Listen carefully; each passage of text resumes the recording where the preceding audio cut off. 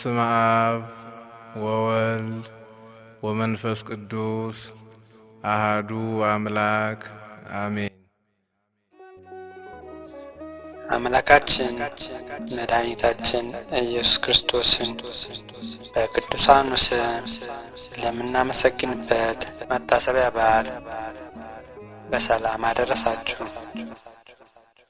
ጻድቁ አቡነ ሀብተ ማርያም ከአባታቸው ፍሬ ብሩክና ከእናታቸው ዩስቲና ከሚባሉ በሕገ እግዚአብሔርና በሃይማኖት በምግባር ጸንተው ከሚኖሩ ከደጋግ ክርስቲያኖች የተገኙ ታላቅ አባት ናቸው።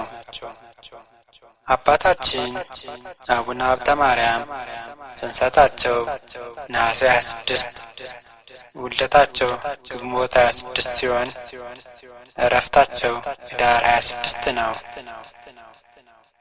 አቡነ ተክለ ሃይማኖት አቡነ ሀብተ ማርያምን 5 መቅሰፍታት እንዲጠፉ በደጄ በደብረ ሊባኖስ ተቀበረልኝ ብለው የለመናቸው ታላቅ አባት ናቸው።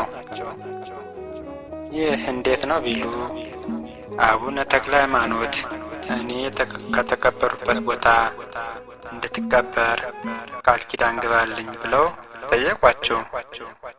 አቡነ ሀብተ ማርያምን አባቴ ሆይ ይህንን አደርግ ዘንድ ስለምን ትወዳለህ አሏቸው። አቡነ ተክለ ሃይማኖትም በሀገሬ ላይ የታዘዙ 5 መቅሰፍቶች አሉና ስለዚህ ነው። እነዚህንም አንዱ መብረቅ፣ ሁለተኛው ቸነፈር፣ ሶስተኛው ረሃብ፣ አራተኛው ወረርሽኝ፣ 5ኛው የእሳት ቃጠሎ ነው። ያንተ አጽም በውስጡ የተቀበረ እንደሆነ ከእነዚህ መቅሰፍታት ትድናለች አሏቸው። አቡነ ሀብተ ማርያምም ንዑድ ክቡድ የምትሆን አባቴ ሆይ ልዩ ክብር በሚሆን በአንተ አጽም መቀበር ያልዳነች በእኔ አጽም መቀበር ድህነትን ታገኛለች ብሎ ተከራከሩ። በዚህም ጊዜ አቡነ ተክለ ሃይማኖት መልሰው አንተ የማታውቀው ከፈጣሪያችን ከእግዚአብሔር የተሰጠህ እኔ ማውቀው ክብር አለህና ለስለዚህ ነው አለው። ይልቅስ እንዳልኩህ በተቀበርኩበት ቦታ እንድትቀበር ቃል ኪዳን ግባልኝ ብለው ማለዷቸው። ይህንንም ሲባባሉ እንዲህ የሚል ቃል መጣላቸው። ከወዳጄ ከሀብተ ማርያም አንደበት ይህ ቃል አይወጣም።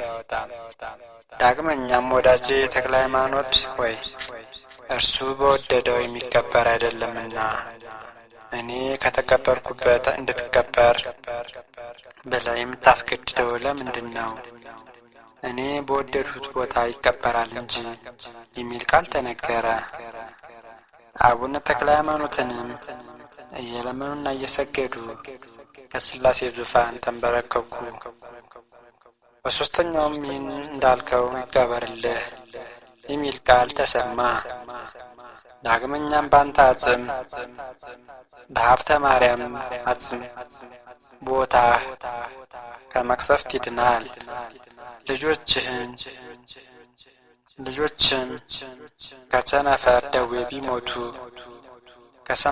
ከሰማዕትነት ተቆጥሮላቸው ወደ መንግሥተ ሰማያት እንዲገቡ በራሴ ምዬ ቃል ኪዳን ገብቼልሃለሁ አላቸው። በዚህም ጊዜ አባታችን አቡነ ተክለ ሃይማኖት እጅግ ደስ ተሰኙ። የጻድቁ አባታችን አቡነ ሀብተ ማርያም የልደታቸው በረከት ለሁላችንም ይድረሰን። በዚህ ዕለት የሚታሰቡ ቅዱሳን ጸሎታቸው ከእኛ ጋር ይሁን። የቅዱሳን አበው ሐዋርያት ምልጃና ጸሎት ረድኤት ላይ ይደር። አሜን።